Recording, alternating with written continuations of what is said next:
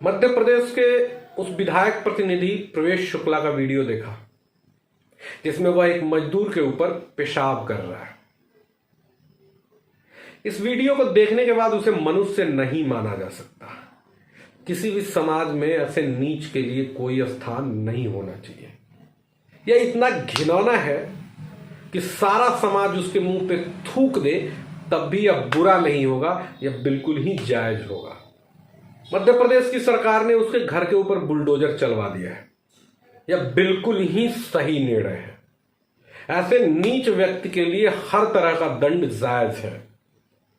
कल मैंने किसी ऑनलाइन अखबार में एक न्यूज देखी जिसमें लिखा था कि बुलडोजर जब उसके घर पे पहुंचा तो उसके घर की स्त्रियां बेहोश हो गई।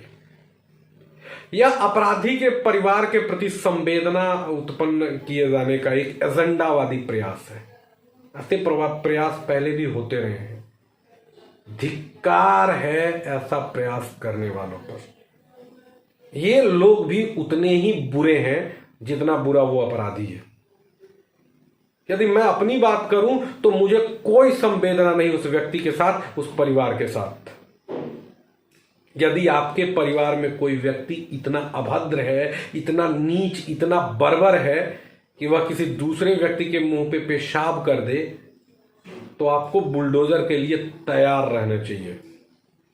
यदि आप में थोड़ी भी मानवता होगी और आप वह वीडियो देखेंगे तो कांप उठेंगे। शराब के नशे में धुत वह कुत्ता उस मजदूर के ऊपर पेशाब कर रहा है बिना डरे, और वह भयभीत मनुष्य प्रतिरोध भी नहीं कर पा रहा। वह चुपचाप सर झुकाए बर्दाश्त कर रहा है, जैसे उसने स्वीकार कर लिया हो कि उस गरीब के साथ ये हो सकता है, कोई भी उसके साथ ऐसा कर सकता है। या फिर ऐसा हो कि उसका भय इतना अधिक है कि वह हिल डुल तक नहीं पा रहा है।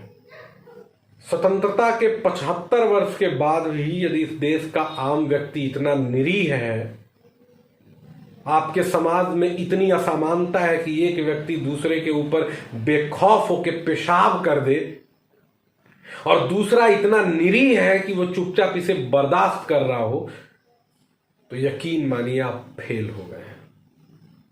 इस देश की सत्ता नहीं बना पाई है एक ऐसा स्वतंत्र समाज जिसमें इंसान का इंसान से भाईचारा हो।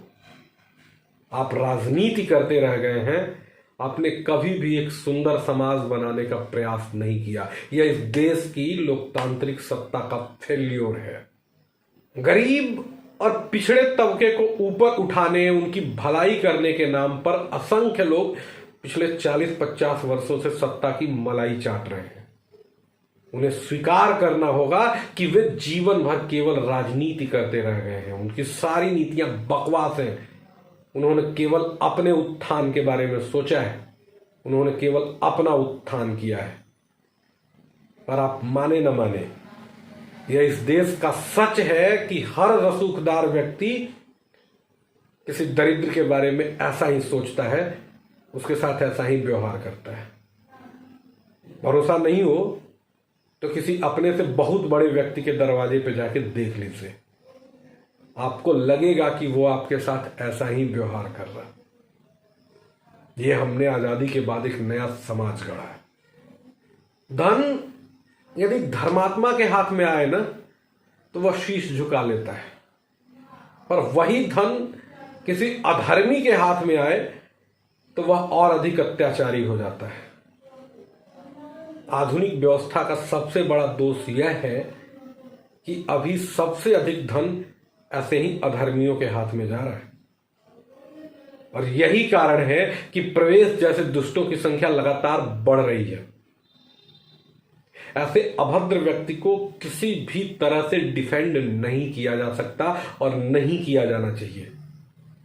उसके पक्ष में गढ़ा गया हर तर्क अपराध है। ऐसे अपराधियों को सामान्य नियमों से परे जाकर इतना त्वरित और कठोर दंड मिलना चाहिए कि वह समाज को हमेशा याद रहे। यह एक उदाहरण बन जाए अगली कई शताब्दियों के लिए। और यह मैं इसलिए भी कह रहा हूं क्योंकि अपराधी की जाति ब्राह्मण है। इस देश की सारी प्राचीन व्यवस्थाएं ये मानती थी कि यदि अपराध ब्राह्मण करे तो उसको 10 गुना दंड मिलना चाहिए। और मैं 2023 में खड़ा होकर भी ये कह रहा हूं कि अगर इस तरह का घिनौना अपराध ब्राह्मण करे तो उसको 10 गुना दंड मिले।